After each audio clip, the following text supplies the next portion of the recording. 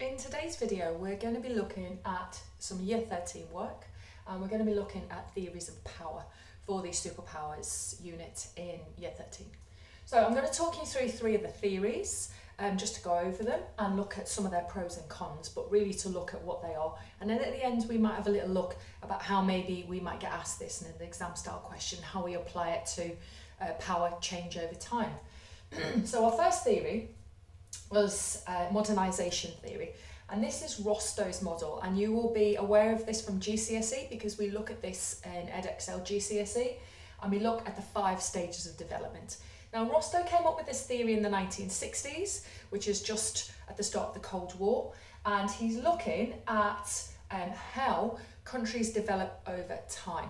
So he's got quite a simple theory which is based on how richer countries develop from the 1800s when they were in stage 1 of Rostow's theory, which is in agriculture. Most people are employed in agriculture and we have very low incomes, etc.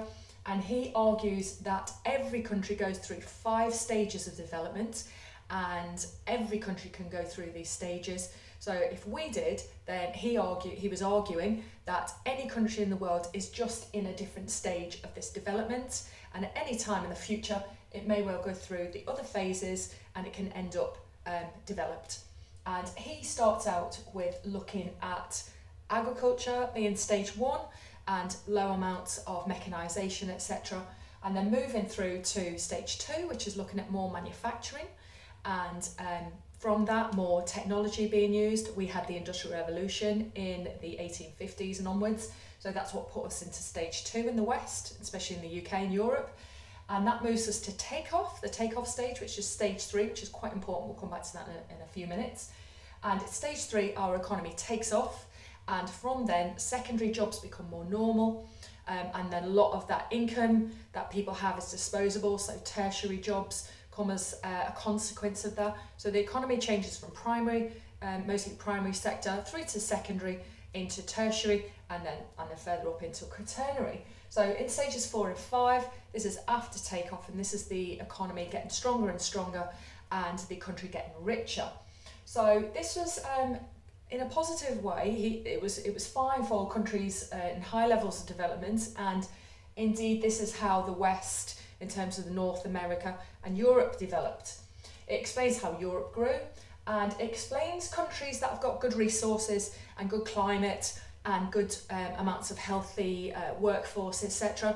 So it's looking at countries that are in a good state at the beginning in order to develop and are not being exploited, because at that time obviously very few countries were exploiting us or North America, the USA, Canada, and other European countries. So this is quite valid in terms of how Western countries grew, and we can use that in terms of power to show how these Western countries gained their power. However, from a negative point of view, it doesn't explain how African countries are still underdeveloped. It doesn't explain how they're not going through these stages, and actually how they're stuck at stage 3, which is takeoff stage. So most sub-Saharan African countries, some South American and some Asian countries are only in stage 1 or 2 and they haven't got to take off. It doesn't explain that, and it doesn't take into account colonialism or neo-colonialism, which is obviously the exploitation of workers and resources within those poorer countries. Also, it doesn't take into account poor climate, which many SSA countries have, or high amounts of disease or lack of resources, etc. So it's quite a basic model, and nowadays we would have more negatives to say about it than positives, but it does explain how Europe grew. So that is Rostow's Modernization Theory. The theory that came along after that to query or question the Modernization Theory is Dependency Theory, and we often know Dependency Theory as core periphery. Now this is a lot more up to date. It's still got its criticisms, which we'll get to, but it started to look at the fact that not every country could go through these 5 stages, and we did have issues or problems that stopped or stalled countries around about stage 3 at takeoff, and so that's what Dependency Theory talks about. So Dependency Theory is about core number of countries, which are Europe namely, and North America, Australia and Japan being in there as well, and they have got a periphery around them, which is mostly in the southern hemisphere, and that core area grows at the expense of the periphery. So the core, if we take Europe, we can see, and the UK, we can see a really good example of this in terms of colonialism during the late the 1800s and onwards, where the UK went to countries around the world and exploited the resources, took those resources, exploited the workers, low wage workers, etc., and brought those goods back and traded those goods to grow our economy. So the dependency theory is quite a strong theory, and it talks about how the periphery is dependent on the core, because the core has the technology, it has the transport, it has the qualifications, etc. The people have qualifications, etc., to go to those countries and exploit those resources. So it is a development of modernization theory. It does explain the relationship between high and low income countries. It explains neo-colonialism, because this is essentially what neo-colonialism is, and it's good for understanding the continued underdevelopment of the sub-Saharan African countries, because still today they are dependent on selling their raw materials, not manufacturing or processing those goods, because of lack of taxes and tariffs which get put on those, especially maybe if they're coming into the EU. And so it does explain that. However, the negative thing about dependency theory is that it doesn't explain the rise of the BRICS. It doesn't explain the rise of the Asian tigers. Something else must be going on here. And it's a little bit outdated. So although fundamentally it does talk about core periphery, rich and poor, exploitation, which went on for many, many years, it doesn't explain how some of these lower income countries have actually developed and risen. So we can see that neither theory is 100% accurate. So what came along after that was Wallerstein's world systems theory. And he saw that dependency theory had some flaws, because the BRICS were rising in the 60s and 70s, and we had the Asian tigers, investments in the Asian tigers, Singapore, South Korea, Taiwan, etc., and Hong Kong. So he thought that there must be something else going on. So he comes up with a theory that's similar to dependency theory, but it's got a little bit extra in there. And that is a core, a semi-periphery, and a periphery. So Wallerstein is seeing that you've still got the core, and the core is the main group of countries who are exploiting a periphery. However, we have got a growth of what we call a semi-periphery. So we have a growth of a group of countries which, for whatever reason, are developing, are moving from periphery to core countries.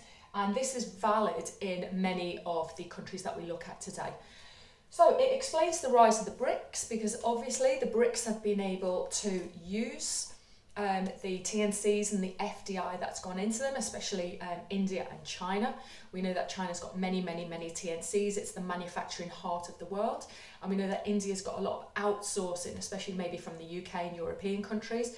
So we can see there that these countries have grown because of that foreign direct investment.